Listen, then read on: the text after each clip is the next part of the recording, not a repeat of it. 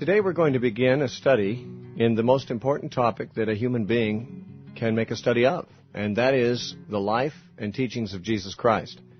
This study will take us through the Gospels found in the Scripture, and eventually through, once we finish that, I intend, if possible, to go through the entire New Testament with you, if you're still around. It's going to take us a while, though. We're going to spend a lot of time looking at the Gospels and learning as much as we can about this man, Jesus. Now, I said we're going to take a lot of time, and we live in a time where we're very busy, and time needs to be justified as spent on any particular project. And you may wonder, well, why should I bother to take the time to study the life of Jesus? And I'm ready to answer that question, and I can't even give you a full answer because there may be many reasons beyond that which I know, but a few things come to mind immediately as reasons why you should consider it an important study and why you should be willing to devote a certain amount of time and energy to knowing more about this man Jesus. And that means whether you are a Christian that is a follower of Jesus or not. First of all, there is a historical reason. If we don't know very much about history, we are greatly impoverished in our understanding of our own times.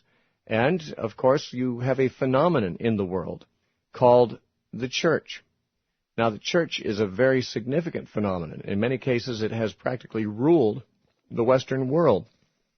It does not necessarily do so now, but it is still a very influential phenomenon in the world in which we live. And that being so, you would do well to know something about it, even if you are not sympathetic toward it, even if you are not part of the church and wish it never existed. Yet, for historical reasons, there is value in knowing what the church is, where it came from, and what its mission is. Even if your mission, if you're not sympathetic with the mission, if you are an antagonist toward the church, I would think that you would be interested in knowing what the mission is of this powerful entity that has so shaped civilization for the past 2,000 years. I mean, human civilization that is recordable only goes back a little more than 5,000 years. And for almost half of that time, there has been this entity called the church that has been asserting a great deal of influence. And in order to know where the church came from and how it started and what it's about, one has to go back to an investigation of its founder. Now, one thing that's very interesting, as you study the life of Christ, you'll find that the church, as we have come to know it in our own time, may not resemble very much what the founder had in mind. It may be that many of the things that you object to in the religion of Christianity today don't even agree with what the founder, Jesus Christ, taught. And you might find yourself much more attracted to him than you are to those who call themselves his followers. But the point is, there is a reality, a present reality and a historical reality of the church that needs to be reckoned with. And the study of the life of Jesus Christ is where you've got to go if you really want to understand this phenomenon in history. Now, some people don't care much about history in general, but you cannot live knowledgeably in your own times without knowing something about history.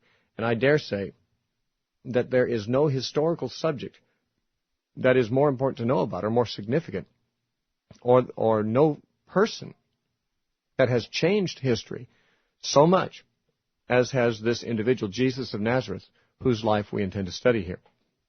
So that is one reason you may wish to study with us and take the time to know more about Jesus, and that is what we could call a historical reason, an interest in history merely. There's another reason, however, and this would also apply to persons who are not necessarily committed to Christianity, and that is what we could call the cultural reason.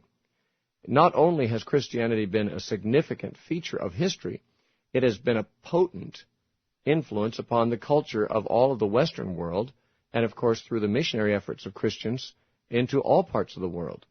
And wherever Christianity goes, it has a tremendous influence on culture, on ethics, on values, on beliefs, on institutions, the institution of marriage, and on government, and so forth. And this is all part of what makes a culture. If you are not even a sympathetic person toward Christianity, but you wonder how it is that our culture came to be the way it is, you will find, if you study with us the life of Jesus, that much of what the Western culture has taken for granted to be true and has ordered its laws and its customs and its values upon have their origin in Jesus Christ, in Jesus of Nazareth, this historical character. And therefore, whether you're interested in history or in culture or both, you may find it very valuable to study with us this life of Jesus. There's another reason. Of course, this would be a reason more of interest to a person who has a theological bent. We could call it a theological reason. And that is the person who wants to know about God. Now, you might not want to know about God and still be interested in history and culture enough to be interested in studying the source of Christianity, which is Jesus himself. But if you are interested in more than simply history and in culture, if you're interested in ultimate things, if you're interested in knowing who made you and what kind of a being he is and what he requires of you, and those kinds of theological questions, then, of course, Christianity is the place to look, at least one place to look. I realize that some of you are not committed to Christianity and therefore may be interested in checking out other religions. Well, do so with my blessing. But eventually, you cannot consider that you have studied the issue of God thoroughly until you have studied thoroughly the man Jesus Christ. Not only because he's one of the major people who has told us anything about God that has had any influence on human thinking over the past 2,000 years, but because he claimed that he was sent directly from God as God's mouthpiece. He claimed to be the Son of God. In some obscure ways, he actually even seemed to claim that he was God himself, come down in a human form to reveal himself. Jesus said, if you have seen me, you have seen the Father, which was the way he spoke of God.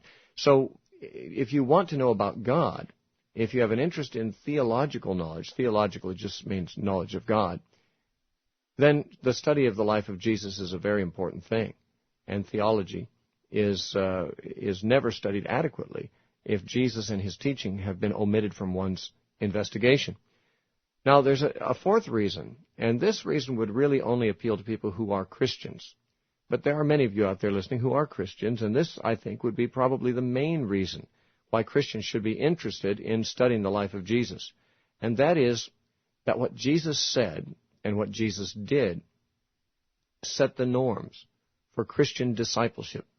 Now, the word discipleship simply means being a student or a follower. And a disciple of Jesus is one who's a student and a follower of Jesus. Now, there are some of you out there who might call yourselves Christians and yet not feel you're interested in this subject of discipleship very much. But it should be acknowledged that the word Christian, when used in the Bible, is used interchangeably with the word disciple. That is to say, there is not a difference between being a disciple and being a Christian.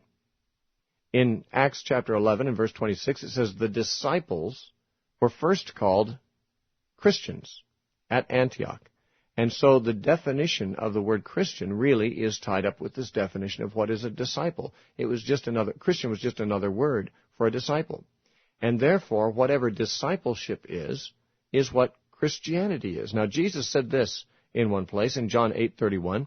He said, if you continue in my words, then you are my disciples indeed.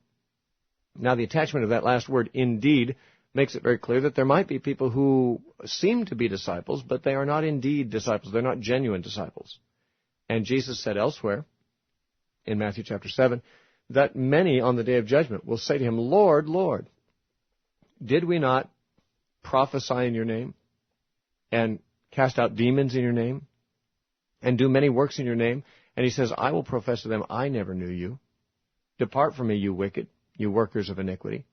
Now, that is an interesting thing, because here we have people who apparently regard themselves to be Christians.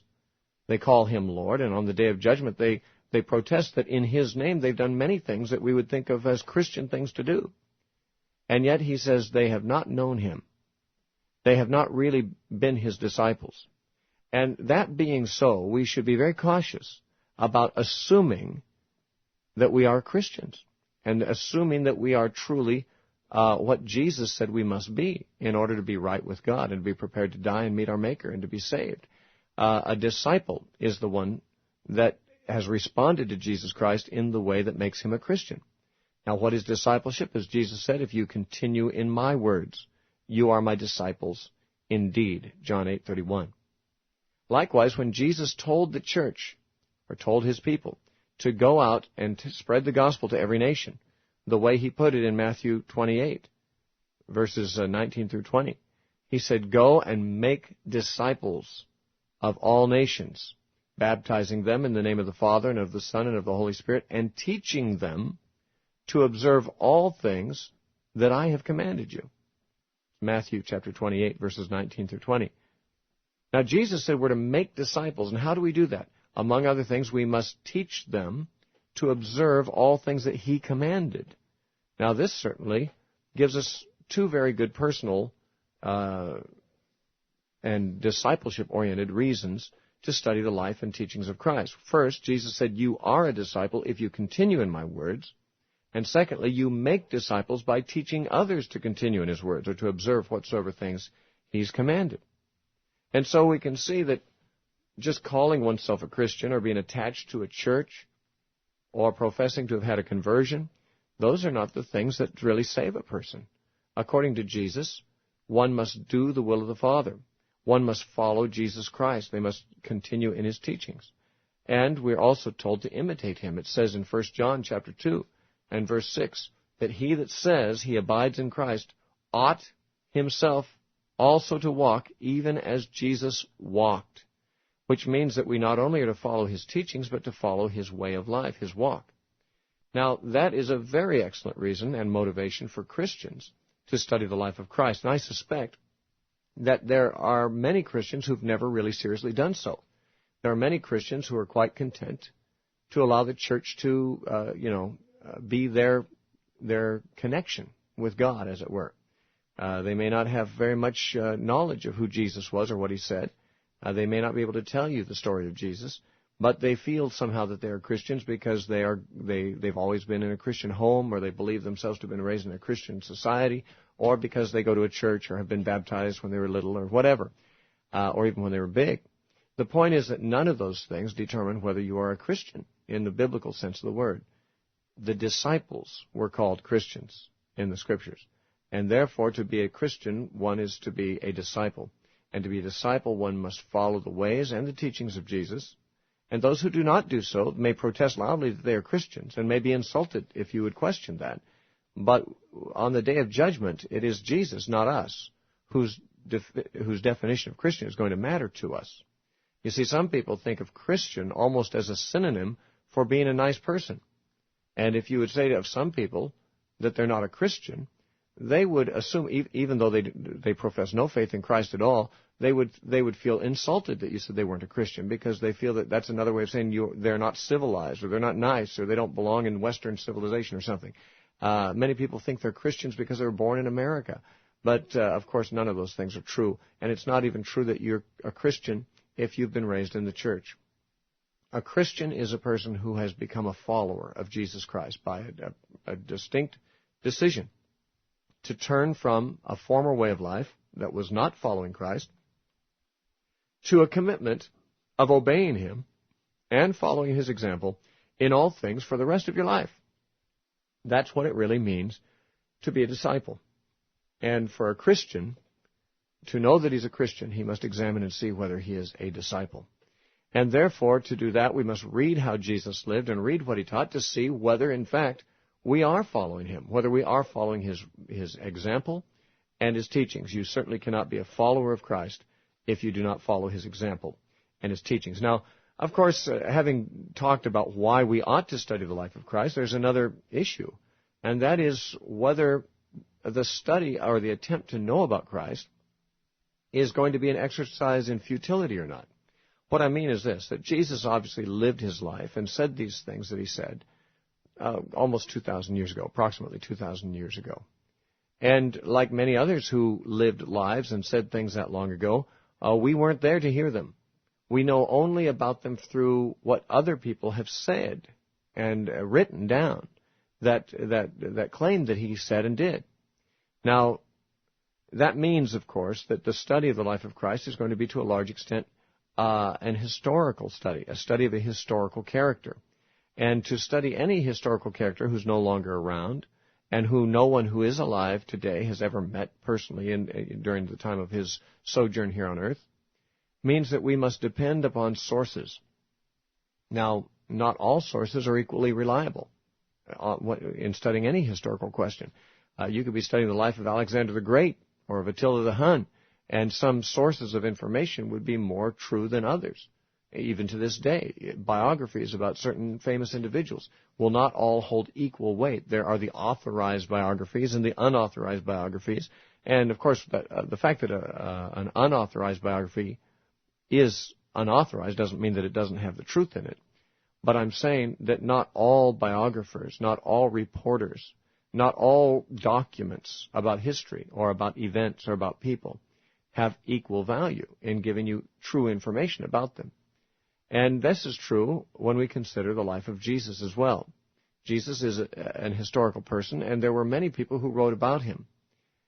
We have, of course, in the Bible, 4 documents written by people who wrote about him. One was traditionally assigned to Matthew, who was one of the 12 apostles who lived with Jesus and heard him say the things that are recorded there. Another is by a man named Mark, who we do not know what his association with Jesus may have been. He apparently was a resident of Jerusalem and had a chance to hear Jesus preach, although his claim to fame, really, in being able to write an authoritative document about Jesus is found in the fact that Mark was associated later with Peter. And Peter was, of course, a very close associate with Jesus, and Mark wrote down the things that Peter said. This information we gather from an early writer from the late 1st century named Papias, who told us that Peter preached, of course, the story of Jesus, and Mark was his interpreter, or wrote down what he said and translated into Greek probably. And so we have Matthew, who was actually an eyewitness of much of what was said and done in the life of Jesus. Then we have Mark, who may have witnessed some of it himself, but of course his real source of information was Peter, who clearly was an eyewitness of much of that. Then you have Luke, who in no sense makes any claim to be an eyewitness, but Luke was closely associated with the men who were. Luke traveled for years with the Apostle Paul, and though Paul was not an eyewitness of the events in the Gospels, he brushed with the apostles all the time. Well, not all the time, but frequently. He had many brushings with Peter and James and John, and even with Mark and Matthew and so forth, and therefore Luke, who traveled with Paul, had many occasions to hear from those who did see Jesus. And in the opening of his gospel, Luke mentions this, that he had opportunity to do the research and to acquire comprehensive knowledge of his subject. So Luke doesn't claim he's writing a first-hand account. He claims that he has researched it with people who did have first-hand information. And as such, that makes him a very good historical source as well. And then, of course, you have John. And there are some modern scholars who would like to dispute whether John is a reliable source or not.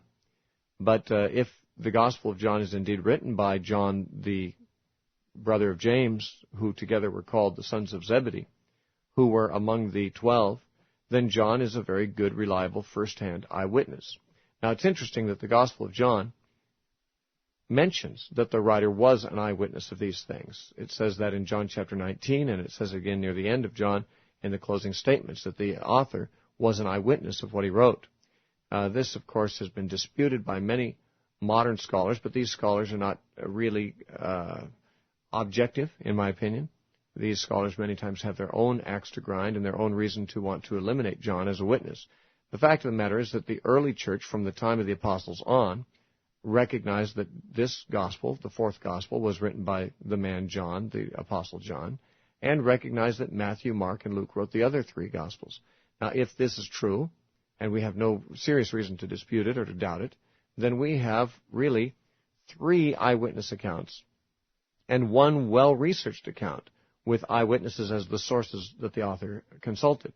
And that is a very good documentation of any historical subject.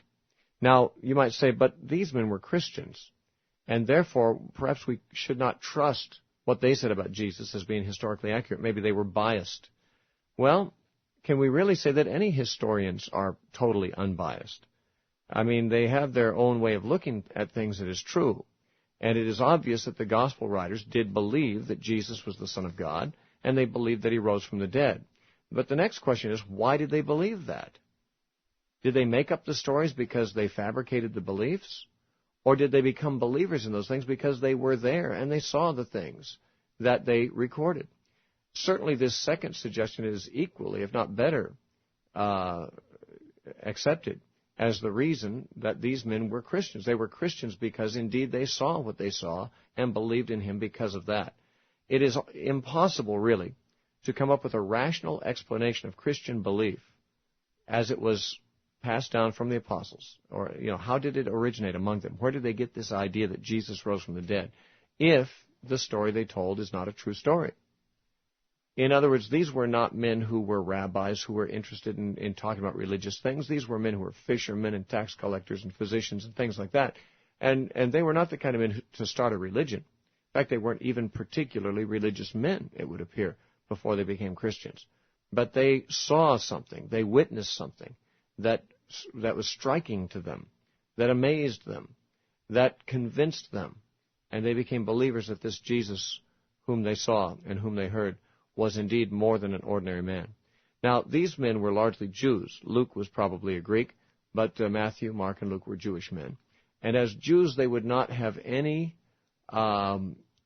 previous inclination to accept the suggestion that a man could be God, because the Jews were very stringent in their belief that there's only one God, and he's an invisible God, and man is not God, and so forth. And for them to eventually come up with the idea that Jesus was God in the flesh would go right against their Jewish conditioning. And we could ask the question, if they did come to believe this, as they apparently did, what convinced them? What convinced them to throw over their older way of thinking? Well, I think they tell us what convinced them. In their Gospels, they record what Jesus said and did. He did miracles. He raised the dead. He healed people. He walked on water.